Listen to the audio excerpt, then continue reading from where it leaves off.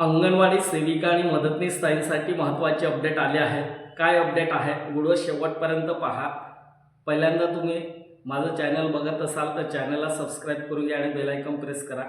आपल्याला अंगणवाडीबद्दल कोणती डिटेल आले आहेत ते आपल्याला बघायचं आहे. चला तर आपण व्हिडिओ सुरू करूया. अंगणवाडी सेविका आणि मदतनीस आशा वर्करसाठी या व्हिडिओच्या माध्यमातून 8 मार्च आंतरराष्ट्रीय महिला या दिनाच्या दिवशी अर्थसंकल्पनेमध्ये अधिवेशनामध्ये काय झालं आणि असा मुद्दा आजपर्यंत अंगणवाडी सेविका आणि मदतनीसताईंचा मान्य झाला नव्हता. तर या ठिकाणी अंगणवाडीचं शासकीय दर्जा मिळावा आणि अंगणवाडींना किंवा आशा वर्कर यांना मानधनामध्ये वाढ करून देण्यात यावा, असं सविस्तर काही अनेक मुद्दे आहेत ते या अधिवेशनामध्ये मांडणी करण्यात आला आहेत.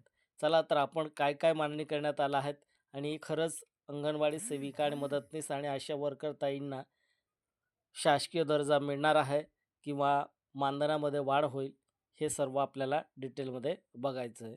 सर्वांच्या तुलनेमध्ये जर अपेक्षित कोणता घटक असेल तर तो म्हणजे अंगणवाडी सेविका आणि आपल्या आशा वर्कर.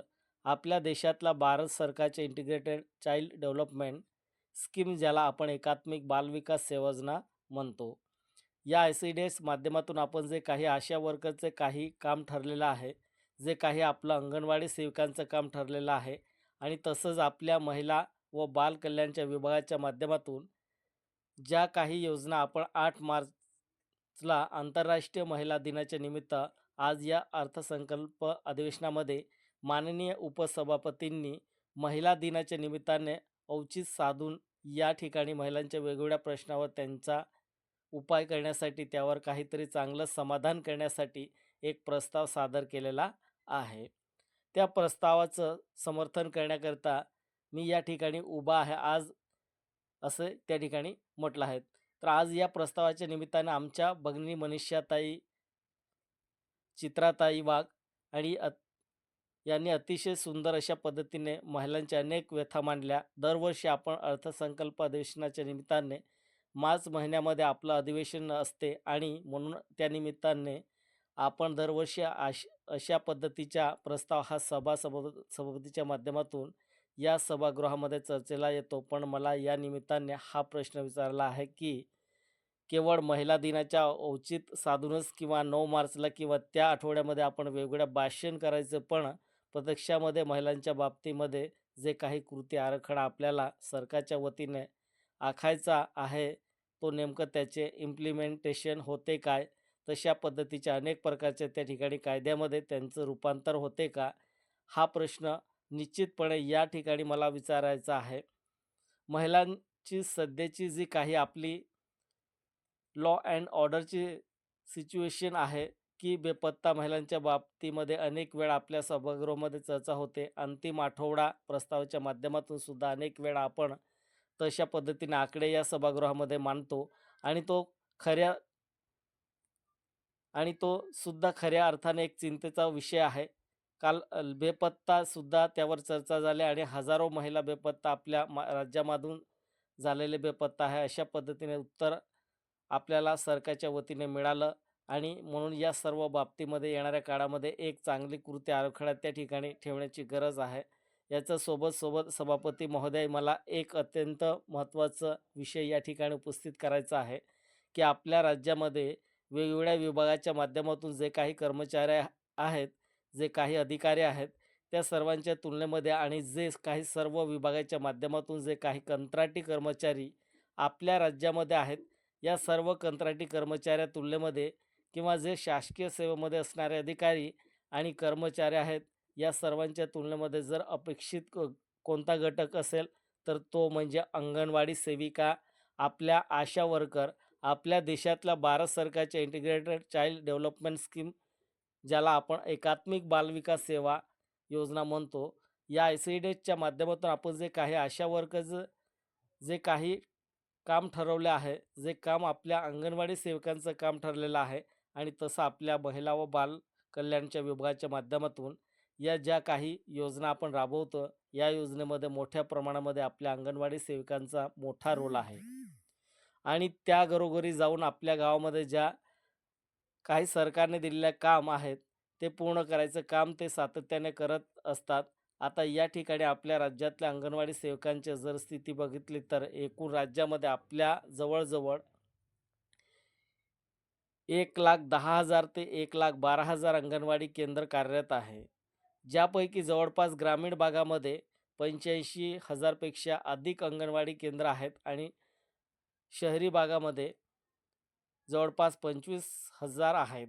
या संपूर्ण ज्या अंगणवाडी योजनेच्या अंतर्गत ज्या अंगणवाडी सेविकांना ज्या पद्धतीने काम करावं लागतं, किती लोकांना ते कव्हर करतात, याचा जर आपण ज्या अंदाज घेतला तर त्याची संख्या लक्षात घेतली तर जवळ नवीन जन्मात आलेले बालक ते 6 ते 6 वर्ष गटातील असलेले बालक यामध्ये 75 ते 80 लाखाचा 80 लाख बालक अनेक प्रकारचे त्यांच्या आरोग्याच्या संदर्भामध्ये सुविधा प्रदान करण्याचं काम यांच्यामार्फत केला जातो. आणि तसंच गर्भवती महिलांच्या बाबतीमध्ये जवळ 8 ते 10 लाखाचा आकडा आपल्या राज्यामध्ये मोठ्या प्रमाणामध्ये आहेत. स्तनदा मातांना या सुद्धा 7 ते 8 लाख आहेत आणि जवळ एकूण लाभार्थी जर आपण पाहिले तर 90 लाखापेक्षा जास्त अधिक अशा पद्धतीने संख्या त्या सर्व लाभार्थीची आहे. म्हणजे एवढ्या मोठ्या प्रमाणामध्ये आपल्या आशा वर्कर आणि अंगणवाडी सेवकांच्या माध्यमातून त्या घराघरापर्यंत पोहोचून तशा पद्धतीने काम हे त्यांच्या माध्यमातून होतात.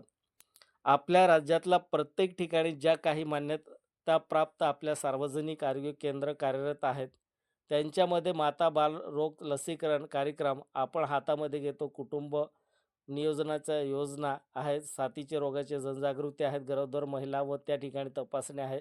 बाळाचं लसीकरण आरोग्य केंद्रामध्ये त्यांना नेणे, त्यांच्या प्राथमिक उपचारावर काम करणे, अ, ग्राम आरोग्य आराखडा तयार करणे आणि गावामध्ये जन्म मृत्यूची नोंद ठेवणे अशा पद्धतीने सर्व काम शासनाच्या वतीने आपल्या अंगणवाडी सेविका आणि आपल्या आशा वर्कर सातत्याने काम करत असतात. पण आशा वर्कर आणि सेविका आणि मदतनीस ताईंना आजपर्यंत मानधन किती आहेत? परंतु ज्या पद्धतीने आजही हा घटक अपेक्षित आहे. अनेक वर्षापासून आपण पाहत आलो आहे, की या सगळ्या अंगणवाडी सेवकांच्या यांचा किंवा आपल्या आशा वर्गाच्या अनेक वेळा या खासकर आपल्या या अधिवेशनाच्या काळामध्ये मोर्चा निघताना आपण पाहिलेला आहे.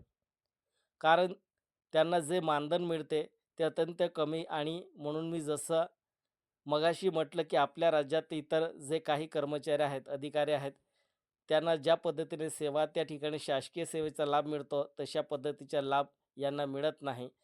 किंबहुना जे कंत्राटी तत्त्वावर सुद्धा काम करणारे वेगवेगळ्या विभागातले कर्मचारी आहेत, त्यांच्यापेक्षाही कमी प्रमाणामध्ये यांना मानधन आजपर्यंत मिळत आलेला आहे. आणि म्हणून आपल्या राज्यामध्ये या सर्व सेविकांना जवळ 12,000 रुपये आणि मदतनीस ताईंना 6,000 ते 7,000 रुपये इतकं मानधन मिळतं आणि त्यांची जी काही मदत असते त्यांना सुद्धा 7,500 ते 10,000 याच्यामध्ये त्यांना त्या ठिकाणी मानधन मिळत आणि असते. म्हणून सातत्याने त्यांच्या या बाबतीमध्ये ओरड राहिलेली आहे, की त्यांचे मोर्चे निघालेले आहेत, त्यांचे आंदोलन झाले आहेत. अनेक वेळा त्यांनी उपोषण केले आणि त्यांनी सातत्याने सांगितलं, की आम्हाला सुद्धा शासकीय सेवेचा हा दर्जा मिळालाच पाहिजे आणि आमच्या जीवनामध्ये सुद्धा त्यांचा फायदा झाला पाहिजे अशा पद्धतीने मागणी ही सातत्याने त्यांची आहेत. परंतु अजूनपर्यंत तर आपण अशा अशा पद्धतीचा निर्णय घेतला नाही. खरं म्हणजे प्रायव्हेट सेक्टरमध्ये काम करणाऱ्या जे काही कारखाने आहेत, जे काही फॅक्टरी आहेत, जे काही शाळा, कॉलेजेस आहे, आपल्या सेल्फ फायनान्सच्या तत्त्वावर सुद्धा चालवणारे कॉलेज आहेत. या कुठल्याही ठिकाणी 20 पेक्षा अधिक कर्मचारी ज्या ठिकाणी असेल त्यांना ई-पी-एफचा फायदा आपण लागू करतो. त्यांना त्या ठिकाणी जे एम्प्लॉयमेंट कॉन्ट्रिब्युशन्स आहेत ते सुद्धा त्यांना द्यावं लागते आणि तशा पद्धतीने त्यांना काही ना काही प्रमाणामध्ये जे नोकरी सोडतात तेव्हा त्यांना फायदा त्यांना होतो. पण सरकार जेव्हा अशा पद्धतीचा निर्णय हे प्रायव्हेट सेक्टरवर लागू करते, स्वतंत्रवर मात्र तशा पद्धतीने निर्बंध सरकार लावत नाही आणि म्हणून आपल्या राज्यामध्ये लाखोच्या संख्येने आशा वर्कर आणि या अंगणवाडी सेविका असताना आणि सातत्याने त्या गावोगावामध्ये घरोघरी फिरून सर्व प्रकारच्या सार्वजनिक आरोग्याच्या सुविधा उपलब्ध करून करतात. असताना सुद्धा त्या मात्र आपल्या अंगणवाडी सेविका आणि आशा वर्कर अपेक्षित आहेत आणि त्यांचे खरे म्हणजे जे ई-पी-एफचे पैसे जे शासनाच्या वतीने कापायला पाहिजे दरवर्षी, ते दर महिन्यामध्ये त्यांची त्या मानधनाच्या सोबत जी कपात व्हायला पाहिजे, ती होत नाही आणि म्हणूनच तशासुद्धा मागणी अनेक वर्षापासून सातत्याने राहिलेली आहे. या ठिकाणी अंगणवाडी सेविका ज्या परिस्थितीमध्ये काम करतात, ती सुद्धा परिस्थिती अत्यंत गंभीर आहे. अनेक ठिकाणच्या ज्या आपल्या अंगणवाडी सेवा अंगणवाड्या आहेत, त्यासुद्धा त्यांची स्वतःची इमारत नाही. म्हणजे जवळ आपल्या राज्यामध्ये 25% अंगणवाड्या या किरायाच्या ठिकाणी चालवतात किंवा त्या गावात मधल्या मंदिरामध्ये किंवा झोपडीमध्ये किंवा भाड्याच्या खोलीमध्ये असतात. त्या ठिकाणी त्या अंगणवाड्या चालतात. अशा पद्धतीची परिस्थिती आहे. या सर्व अंगणवाड्यामध्ये जवळ 15% त्या अंगणवाड्यामध्ये पिण्याचे पाणीच नाही. तिथे 30% ठिकाणी त्या स्वच्छतागृहे नाही. अनेक ठिकाणी वीजसुद्धा नाही. अशा पद्धतीची परिस्थिती आहे. आणि म्हणून जोपर्यंत आपण खऱ्या अर्थाने या महिला दिनाच्या निमित्ताने हा जो काही प्रस्ताव सभापती महोदयांच्या माध्यमातून आलेला आहे, महिलांना जर खऱ्या अर्थाने न्याय द्यायचा असेल तर आपण एक निर्णय चांगला घेतला.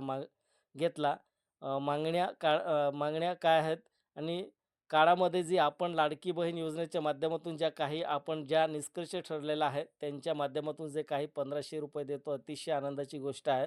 परंतु या सरकारनं 1500 वरून ₹2100 मानधन देण्याचं सुद्धा कबूल केलं होतं. तर त्या आश्वासनाचा सरकारला विसर पडला. विसर विसर पडू नये आणि येणाऱ्या काळामध्ये ₹2100 आपण केले पाहिजे हे तर मागणी आहेच. पण तो एक तात्पुरती सोय आहे. पण त्यांच्या पलीकडे आपल्या राज्यातल्या खासकर या अंगणवाडी सेविका आणि या आशा वर्कर यांना जर खऱ्या अर्थाने न्याय द्यायचा असेल, तर महिलांना न्याय द्यायचा असेल, तर हे जे काही प्रश्न आहे आज या ठिकाणी या सभागृहामध्ये प्रस्तावाच्या निमित्ताने उपस्थित करण्यात आला आहे, त्यांच्यावर सरकारने लक्ष दिलं पाहिजे. आणि या सर्व अंगणवाडी सेविका आणि सगळ्या आशा वर्कर यांना जोपर्यंत आपण सरकारी सेवेचा आपण दर्जा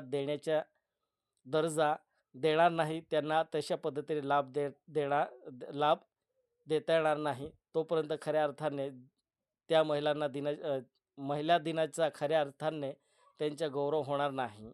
आणि म्हणून माझी या प्रस्तावाच्या माध्यमातून विनंती आहे, की आपल्या राज्यातल्या सर्व प्रकारच्या या अंगणवाडी सेविका आणि त्यांच्या मदतनीस आणि त्यांच्या आशा वर्कर आणि त्यांच्या मदतनीस या सर्वांना आपण शासकीय सेवेमध्ये सामावून घ्यावे आणि त्यांना शासनाच्या इतर अधिकाऱ्यांना ज्या पद्धतीने आपण वेगवेगळ्या प्रकारचे त्यांना देतो, ते सुद्धा लाभ त्यांना देण्यात यावे.